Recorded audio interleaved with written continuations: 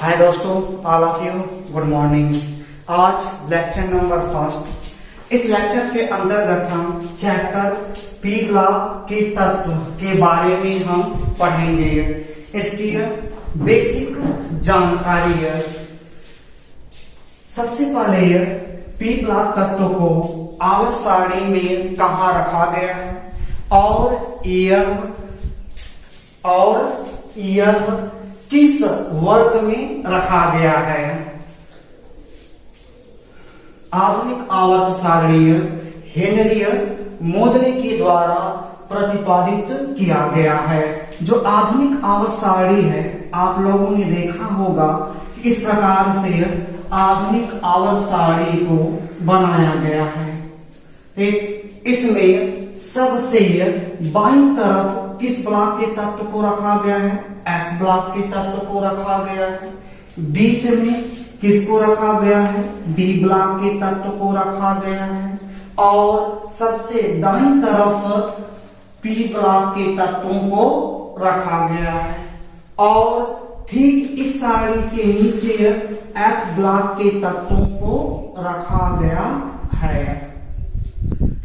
Block, जैसे हम जानते हैं ब्लॉक का मतलब क्या होता है या ब्लॉक क्या होता है।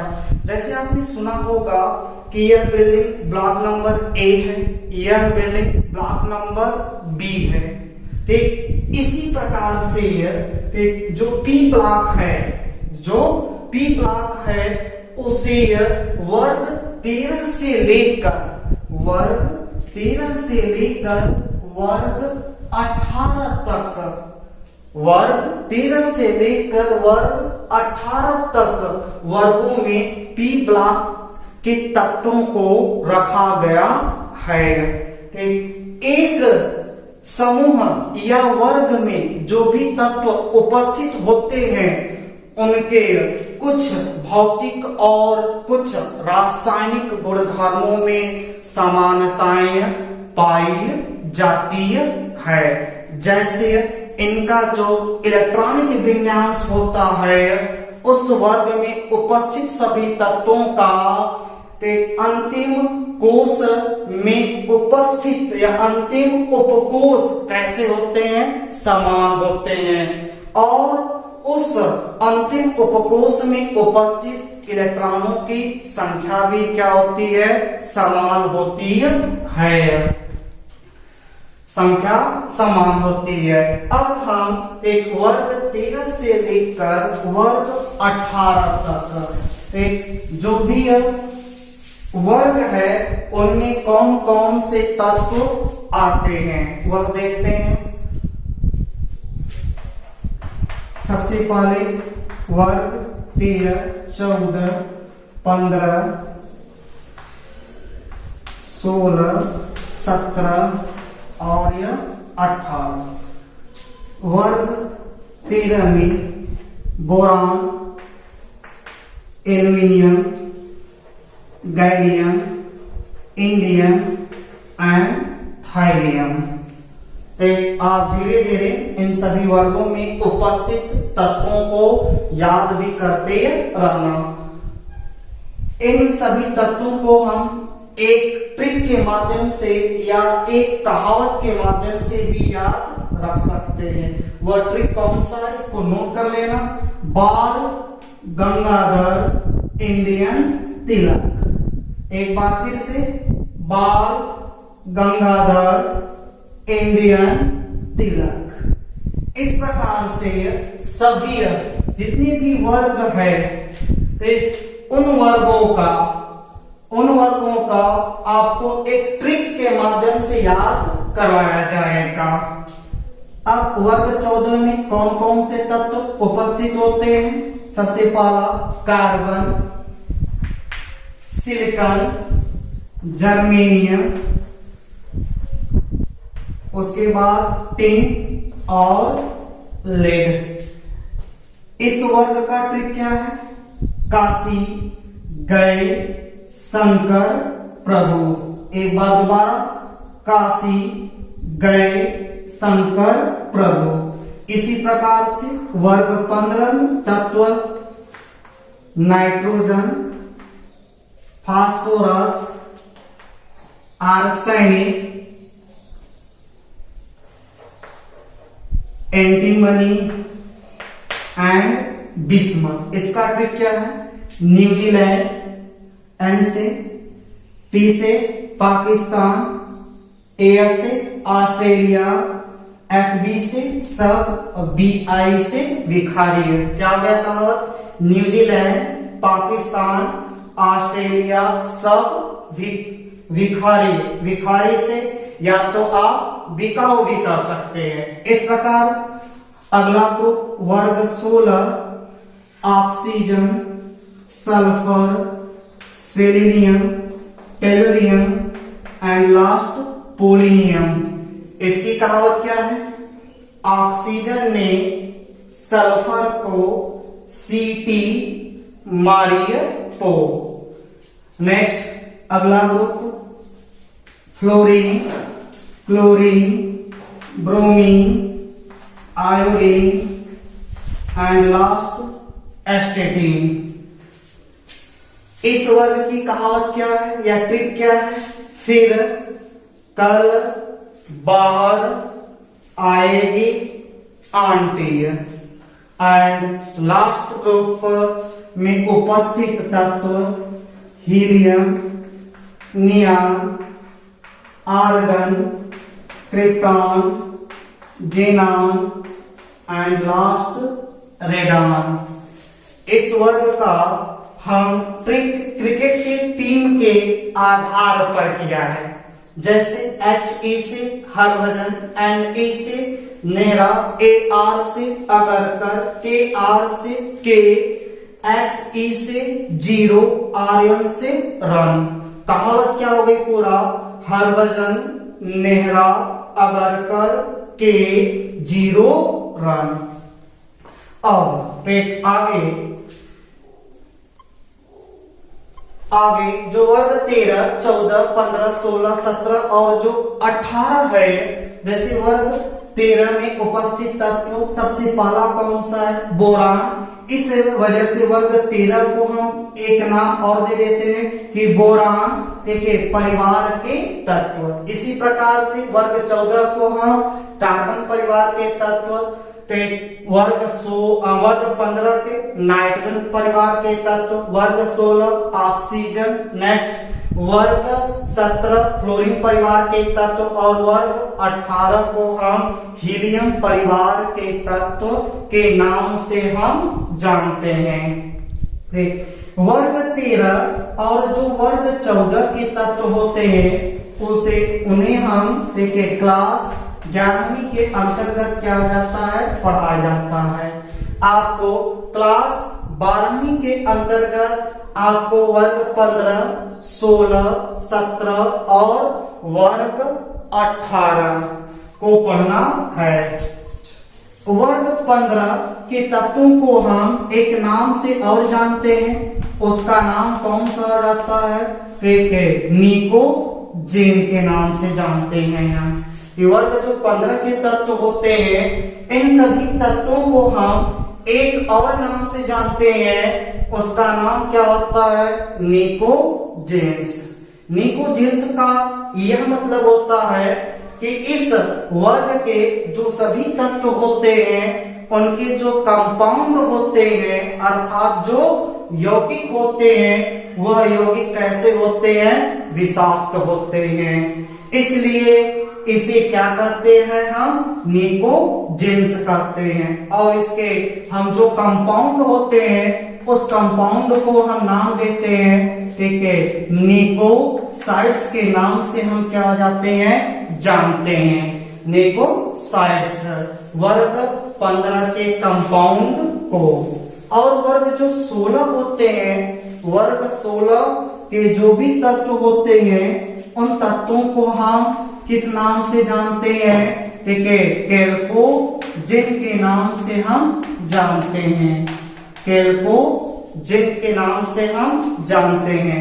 कैल्कोजेन का मतलब क्या होता है कि इन सभी के जो तत्व होते हैं वह तत्व किस रूप में पाए जाते हैं, अर्थात ओर्स, या इसे हम हिंदी में क्या कहते हैं, अयस्क के रूप में भी क्या हो जाते हैं, पाए जाते हैं।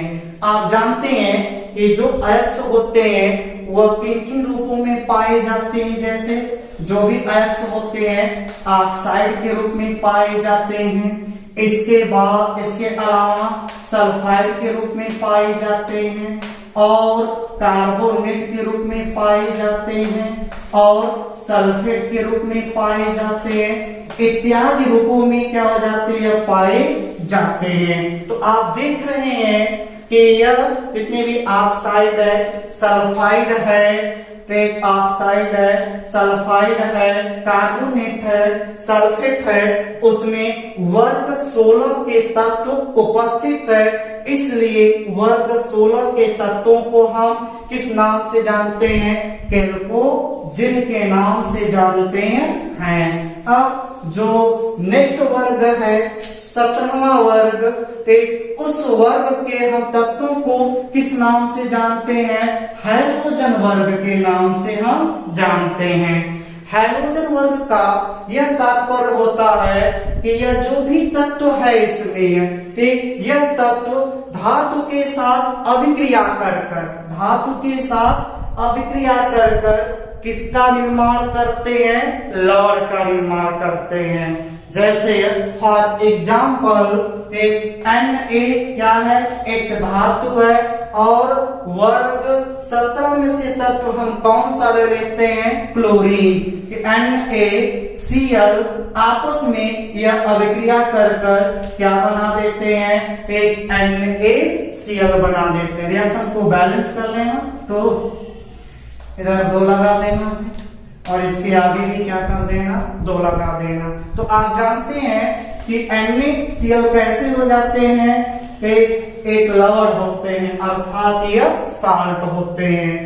तो वर्ग 17 के हम तत्वों को हाइड्रोजन इसलिए कहा गया क्योंकि इसके अंतर्गत जो भी तत्व आते हैं वे सभी तत्व धातु के साथ अभिक्रिया कर किसका निर्माण करते हैं, लवण का निर्माण करते हैं। अब लास्ट ग्रुप वर्ग जो 18 होते हैं, वर्ग 18 के समूह को विभिन्न नामों से जानते हैं। सबसे पहला इसे हम शून्य समूह कहते हैं, शून्य समूह क्यों कहते हैं, क्योंकि इलेक्ट्रॉनिक जब विन्यास किया जाता है तो p उपकोष इनका पूर्ण रूप से क्या हो जाता है, भरा होता है, अर्थात इनकी संयोजकता कितनी हो जाती है, 0 होती है, 0 होती है। इसलिए वर्ग 18 को हम क्या कहते हैं, शून्य समूह कहते हैं। इसे हम अक्रिय गैस, और एक नाम और है नोबल गैस, इन नामों से भी क्या हो जाते हैं, जानते हैं। अक्रिय और नोबल गैस क्यों पढ़ा इन सभी वर्गों का, इसलिए पढ़ा क्योंकि इनकी जो नाम से स्पष्ट है, जैसा अक्रिय कि अर्थात ये सभी तत्व एक अन्य तत्वों के साथ क्रिया नहीं करते हैं, इसलिए इसका नाम अक्रिय और नोबल गैस पड़ गया। ठीक, इसके बाद इसका एक और भी नाम है, एक रेयर तत्व। रेयर तत्व नाम क्यों पड़ा, क्योंकि प्रकृति अर्थात हमारे वातावरण में इन तत्वों की जो मात्रा होती है बहुत ही क्या पाई जाती है, कम पाई जाती है। इसलिए वर्ग 18 के हम तत्वों को एक नाम और जानते हैं, रेयर तत्व के नाम से जानते हैं। अब आगे हम थोड़ा इनका सामान्य इलेक्ट्रॉनिक विन्यास पढ़ लेते हैं। जैसे जो वर्ग 13 होते हैं, वर्ग 13 में सबसे पहला तत्व कौन सा है, बोरान। अगर इलेक्ट्रॉनिक विन्यास किया जाए 1s2 2s2 और 2p1 होता है। इसी प्रकार से कार्बन का अगर किया जाए 1s2 2s2 और 2p2 होता है। और लास्ट अगर वर्ग हम, ठीक है, 18 का इलेक्ट्रॉनिक विन्यास जैसे नियान क्रमांक कितना होता है इसका, ठीक है, 10 होता है, तो 1s2, 2s2 और 2p6।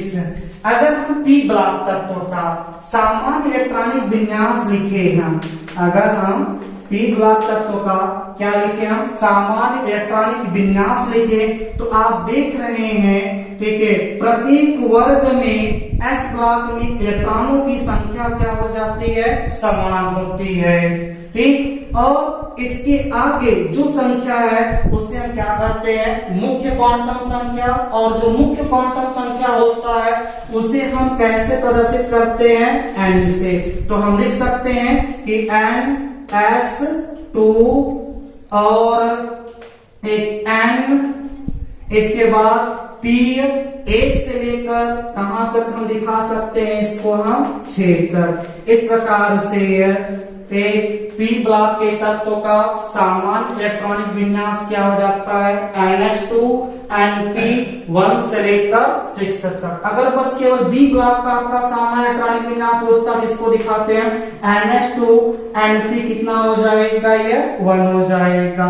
और एक कार्बन का या तो कार्बन परिवार के तत्वों का सामान्य इलेक्ट्रॉनिक विन्यास ns2 np2। इसी प्रकार से आगे हम take ns2 np3 ns2 np4 और ns2 np5 और लास्ट का एक ns2 np6। इन सभी एक वर्ग के तत्वों का सामान्य इलेक्ट्रॉनिक विन्यास, ठीक है, प्रदर्शित किया गया है। अब एक इसके आगे का अगले लेक्चर में हम अगले लेक्चर में वर्ग 15 से लेकर वर्ग 18 के तत्वों का हम कुछ सामान्य जानकारी के बारे में हम पढ़ेंगे। जैसे पहला इलेक्ट्रॉनिक विन्यास के बारे में, इसके बाद इलेक्ट्रोनेगेटिव के बारे में पढ़ेंगे और इलेक्ट्रॉन एंथैल्पी, परमाणु त्रिज्या, सहसंयोजक त्रिज्या आदि के बारे में हम सामान्य पढ़ेंगे। उसके बाद फिर प्रत्येक वर्ग का एक डिटेल से क्या करेंगे, हम अध्ययन करेंगे। Thank you.